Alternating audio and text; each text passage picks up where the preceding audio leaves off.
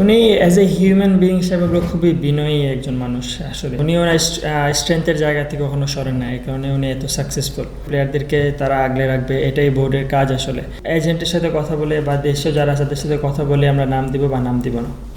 না, সোফার যদি দেখেন উইকেটস খুব ভালো, সিলেটের উইকেটস খুব ভালো হচ্ছে, রান হচ্ছে। যদি কোনো টিম কলাপস করে সেটা ডিফারেন্ট ইস্যু, কিন্তু রান হচ্ছে, বলাররা সুইং পাচ্ছে, এটা বাউন্স পাচ্ছে। সো আমি মনে করি প্রিপারেশন ওয়াইজ চিন্তা করলে খুব ভালো উইকেটে আমরা খেলতেছি, আর প্রিপারেশন ডেফিনেটলি এখানে অনেক ভালো হচ্ছে। পার্সোনালি এখন পর্যন্ত লাস্ট ম্যাচ ছাড়া ওইরকম রিদমিক ছিলাম না, আমি এনজয় করি নাই। আমি যেরকম রিদমিক বোলিং করি ওইটা হচ্ছিল না, কিন্তু লাস্ট ম্যাচে রিদমটা পাইছি। সো নেক্সট ম্যাচগুলোতে চেষ্টা করবো রিদমটা যাতে একদম 100% থাকে। না, আপাতত আমরা সবাই আসলে বিপিএল নিয়ে ফোকাসড আছি। বিপিএল কীভাবে ভালো মতো শেষ করা যায়, এখানে আসলে নিজের বেস্টটা দিলে সেটা আলটিমেটলি ওয়ার্ল্ড কাপের জন্য ভালো হবে, এবং এটা একটা অনেক ভালো একটা জায়গা প্রিপারেশনের জন্য। তো এখন আপাতত সবাই বিপিএল নিয়ে ফোকাসে আছেন। বিপিএল শেষ হলে হয়তো আমরা আবার ওয়ার্ল্ড কাপ নিয়ে প্ল্যান করব। যে আমাদের বোলিং ওয়ার্কলোড খুব ভালোভাবে ম্যানেজ করা হচ্ছে। আমাদেরকে মেসেজ দিয়ে দেওয়া হচ্ছে যে এতটুকু বোলিং করা লাগবে, বা আমার লোড বেশি হয়ে গেছে, একটু রেস্ট নেওয়ার জন্য।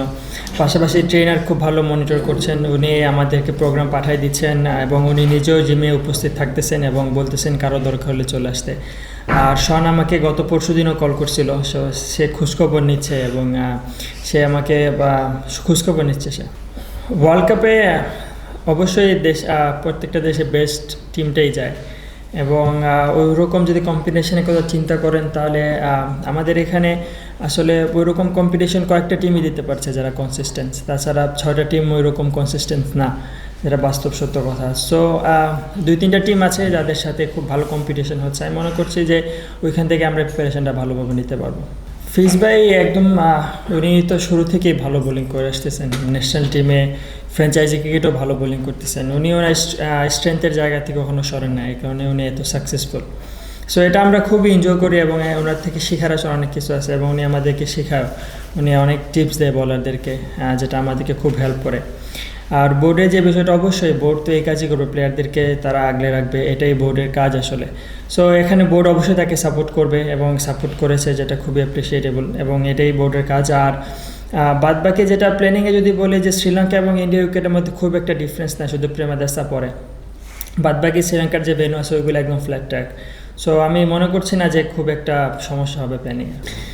উনি অ্যাজ এ হিউম্যান বিইং হিসাবে খুবই বিনয়ী একজন মানুষ, আসলে খুবই বিনয়ী, এবং খুব হেল্পফুলও মানুষ। আর উনি মজা করে, সবার সাথে মজা করে, টিমমেট যারা আছে তাদের সাথে ড্রেসিং রুমের ভিতরে মজা করে, উনি খুব ফানি ক্যারেক্টার বলা যায়। অ্যাজ এ প্রফেশনাল ক্রিকেটার যারাই আমাদেরকে নেবে তাদের হয়ে আমরা খেলবো, আর অ্যাজ এ ক্রিকেটার এই ক্রিকেট খেলাটাই আমার কাজ, এবং আমি যে জায়গাতে খেলবো এনজয় করার চেষ্টা করব। টিম আসলে কোনো সমস্যা না। ডেফিনেটলি মুশফিক ভাই 2টা ম্যাচে খুব ভালো খেলছেন। 2টা ম্যাচ যদি আপনি দেখেন, উনি একদম বেস হয়ে দাঁড়াইছিল মিডল অর্ডারে। একটা শান্ত ভাই যেটা সেঞ্চুরি করলো, ওইটাতে শান্ত ভাইকে খুব ভালো সাপোর্ট দিছে, এবং লাস্ট ম্যাচটাও উনি কিন্তু থাকায় আমরা গেমের মধ্যে একদম শেষ পর্যন্ত ছিলাম।